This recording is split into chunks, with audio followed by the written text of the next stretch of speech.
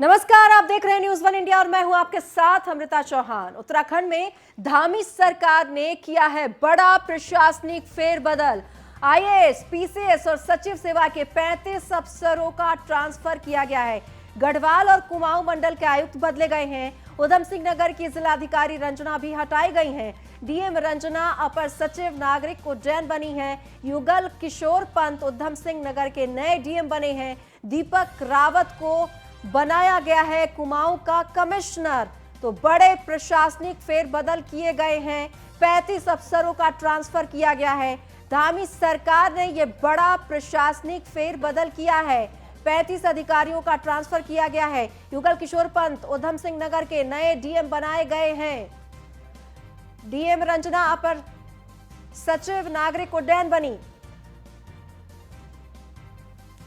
और दीपक रावत को बनाया गया है कुमाऊं का कमिश्नर।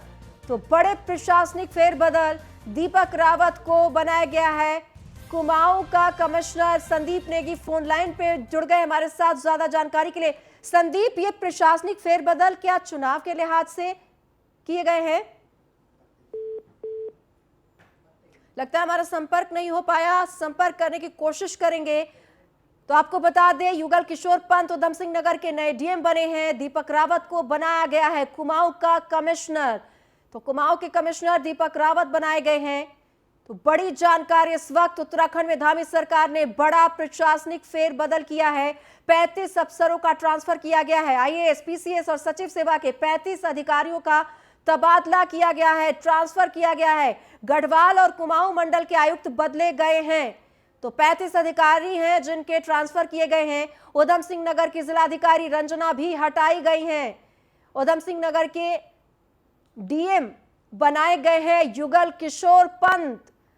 दीपक रावत को कुमाऊं का कमिश्नर बनाया गया है। आपको बता दें, डीएम रंजना पर सचिव बनी है, नागरिक उड्डयन बनी है वो। आपको बता दें, जिलाधिकारी रंजना हटाई गई हैं, उधम सिंह नगर की थी। गढ़वाल और कुमाऊं मंडल के आयुक्त भी बदले गए हैं। तो ये 35 ऐसे अधिकारी हैं जिनका ट्रांसफर किया गया है। आईएएस, पीसीएस और सचिव सेवा के 35 अधिकारियों का ट्रांसफर किया गया है। आपको बता दें, प्रदेश में आगामी चुनाव होने वाले हैं, नजदीक है चुनाव, विधानसभा चुनाव, और ऐसे में प्रशासनिक फेरबदल होते रहते हैं और माना जा रहा है कि इसी वजह से ये प्रशासनिक फेरबदल किए गए हैं। तो ये बड़े तबादले किए गए हैं। डीएम रंजना अपर नागरिक उड्डयन बनी है। धामी सरकार ने यह बड़ा प्रशासनिक फेरबदल किया है। युगल किशोर पंत का भी तबादला किया गया है। दीपक रावत को कुमाऊं का कमिश्नर बनाया गया है। अहम जानकारी, युगल किशोर पंत उधम सिंह नगर के नए डीएम बने हैं। डीएम रंजना अपर सचिव नागरिक उड्डयन बनी है। तो ये बड़े प्रशासनिक फेरबदल किए गए हैं। देहरादून पूर्व सीएम हरीश रावत ने प्रेस कॉन्फ्रेंस की है। हम जानकारी देहरादून से मिल रही है। देवस्थानम भंग होने पर हरीश रावत ने कांग्रेस को बधाई दी है और बीजेपी पर लगाया है उत्तराखंडियत के अपमान का आरोप।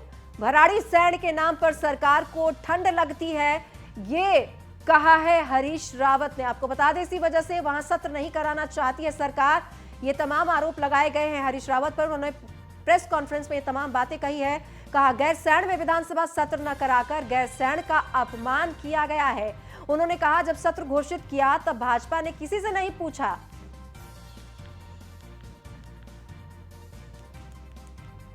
गैरसैंण में कांग्रेस के घेराव के ऐलान से घबराई बीजेपी, ये कहना है गोदियाल का। जनता के मुद्दों को हल करने से डरती है बीजेपी। गैरसैंण में कांग्रेस के घेराव के ऐलान से घबराई बीजेपी, ये कहना है गोदियाल का। आपको बता दें कि यहां पर हरीश रावत ने भी कहा, जनता के मुद्दों को हल करने से डरती है बीजेपी, ये कहना है गोदियाल का। तो बीजेपी पर उत्तराखंडीयता के अपमान का आरोप लगाया गया। पूर्व सीएम हरीश रावत ने प्रेस कॉन्फ्रेंस कर ये तमाम बातें कही है। देवस्थानम भंग होने पर हरीश रावत ने कांग्रेस को बधाई भी दी इस दौरान। तो बीजेपी पर लगाया उत्तराखंडियत के अपमान का आरोप प्रेस कॉन्फ्रेंस के दौरान। पूर्व सीएम हरीश रावत ने प्रेस कॉन्फ्रेंस की।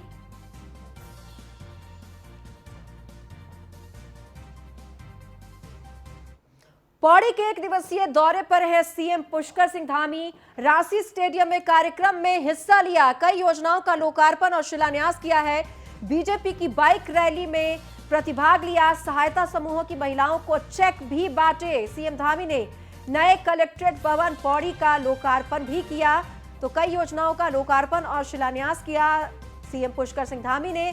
जैसे ही सीएम पुष्कर सिंह धामी पहुंचे, यहां पर उनका जोरदार स्वागत किया गया। रांसी स्टेडियम में कार्यक्रम में हिस्सा लेने के लिए पहुंचे थे और यहां पर उनका जोरदार स्वागत किया गया। इन तस्वीरों में देखिए कि कई योजनाओं का लोकार्पण और शिलान्यास भी किया। बीजेपी की बाइक रैली में प्रतिभाग लिया। सहायता समूहों की महिलाओं को चेक भी बांटे। सीएम पुष्कर सिंह धामी ने नए कलेक्ट्रेट भवन पौड़ी का लोकार्पण भी किया। कई योजनाओं का लोकार्पण और शिलान्यास किया सीएम पुष्कर सिंह धामी ने। उत्तराखंड में पीएम मोदी की दूसरी जनसभा की तारीख तय हो गई है। प्रधानमंत्री नरेंद्र मोदी की दूसरी जनसभा 24 दिसंबर को कुमाऊं में होगी। हल्द्वानी या रुद्रपुर में प्रधानमंत्री नरेंद्र मोदी की जनसभा होगी। 4 दिसंबर को देहरादून में पीएम मोदी की पहली विशाल रैली है। तो आपको बता दें 24 दिसंबर को भी कुमाऊं में आएंगे प्रधानमंत्री नरेंद्र मोदी। तो दूसरे दौरे की भी तारीख तय हो गई है। जनसभा की तारीख तय हो गई है। उत्तराखंड में पीएम मोदी की दूसरी जनसभा की तारीख तय हो गई है। प्रधानमंत्री नरेंद्र मोदी दूसरी जनसभा 24 दिसंबर को कुमाऊं में करेंगे। हल्द्वानी या रुद्रपुर में प्रधानमंत्री नरेंद्र मोदी की जनसभा होगी। आपको बता दें 4 दिसंबर को देहरादून में पीएम मोदी की पहली विशाल रैली है और इसकी तमाम तैयारियां भी की जा रही हैं। हल्द्वानी या रुद्रपुर में भी प्रधानमंत्री नरेंद्र मोदी जनसभा करेंगे। 24 दिसंबर को यहां पर आएंगे। आपको बता दें मोदी की दूसरी जनसभा है और इसकी तारीख तय हो गई है। तो उत्तराखंड में प्रधानमंत्री नरेंद्र मोदी का दौरा है।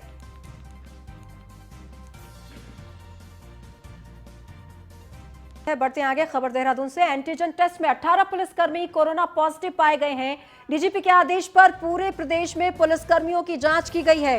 हरिद्वार और पौड़ी जिले के हैं सभी संक्रमित पुलिसकर्मी। डीजीपी ने 3 दिन में सभी पुलिसकर्मियों के जांच के निर्देश दिए हैं। तो डीजीपी के आदेश पर पूरे प्रदेश में पुलिसकर्मियों के जांच हुए हैं और हरिद्वार और पौड़ी के जिले के सभी संक्रमित हैं पुलिसकर्मी। तो जो संक्रमित पुलिसकर्मी हैं वो पौड़ी के हैं। एंटीजन टेस्ट में 18 पुलिसकर्मी पॉजिटिव पाए गए हैं। तो उत्तराखंड में कोरोना पॉजिटिव की संख्या बढ़ती जा रही है, जो चिंताजनक है। और इसी बीच ओमिक्रॉन को लेकर भी चिंता बढ़ रही है और केंद्र सरकार, राज्य सरकारें सभी अलर्ट है। उत्तराखंड में भी सरकार अलर्ट है। और इस बीच देहरादून में एंटीजन टेस्ट में 18 पुलिसकर्मी कोरोना पॉजिटिव पाए गए हैं। डीजीपी के आदेश पर पूरे प्रदेश में पुलिसकर्मियों की जांच की गई थी।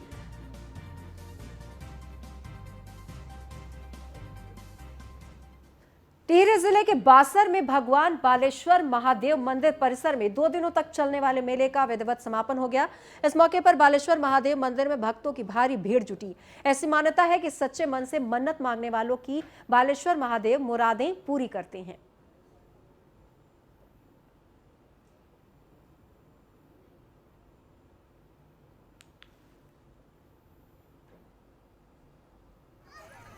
ये मेला 2 दिवस से चला और समापन के शुभ अवसर पर मेरा सौभाग्य था कि मैं इस मेले में आया।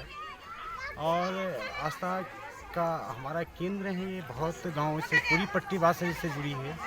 मैंने अपनी निधि से 2 लाख रुपया वहाँ पे फील्ड के लिए, मैदान बनाने के लिए घोषणा की। 2 लाख माननीय प्रमुख ने घोषणा की और भगवान क्षेत्रपाल की कृपा रही तो इसको हम आगे इसका और दिव्य भव्य इस कार्यक्रम को बनाने का प्रयास करेंगे।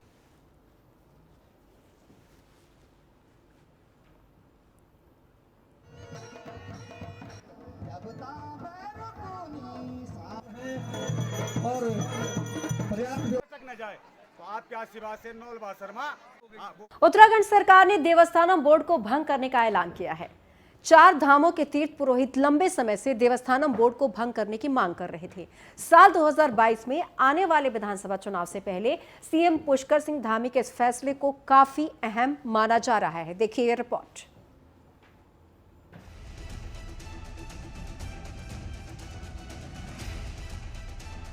उत्तराखंड सरकार ने देवस्थानम बोर्ड को भंग करने का ऐलान किया है। 4 धामों के तीर्थ पुरोहित लंबे समय से देवस्थानम बोर्ड को भंग करने की मांग कर रहे थे। विधानसभा के शीतकालीन सत्र में इस एक्ट को कैंसिल किया जाएगा। वहीं चुनाव से ठीक पहले सीएम पुष्कर सिंह धामी के इस फैसले को काफी अहम माना जा रहा है। राज्य सरकार के इस फैसले से तय हो गया है कि मुख्यमंत्री धामी अब आने वाले विधानसभा चुनाव को बेहद गंभीरता से ले रहे हैं और उन्होंने पहाड़ की सियासी नब्ज भी समझ ली है। देवस्थानम एक्ट को अगर वापस नहीं लिया जाता तो बीजेपी को सियासी नुकसान होने का अंदेशा था। पिछले दिनों देवस्थानम बोर्ड को लेकर लगातार विभिन्न प्रकार के सामाजिक संगठनों ने, तीर्थ पुरोहितों ने, हक हकूकधारियों ने और जो पंडा समाज के लोग हैं, तीर्थ पुरोहित समाज के लोग हैं, विभिन्न प्रकार के जो हमारे जनप्रतिनिधि हैं, हमने सभी से बात करी है, सभी के सुझाव आए हैं, सभी के विचार आए हैं।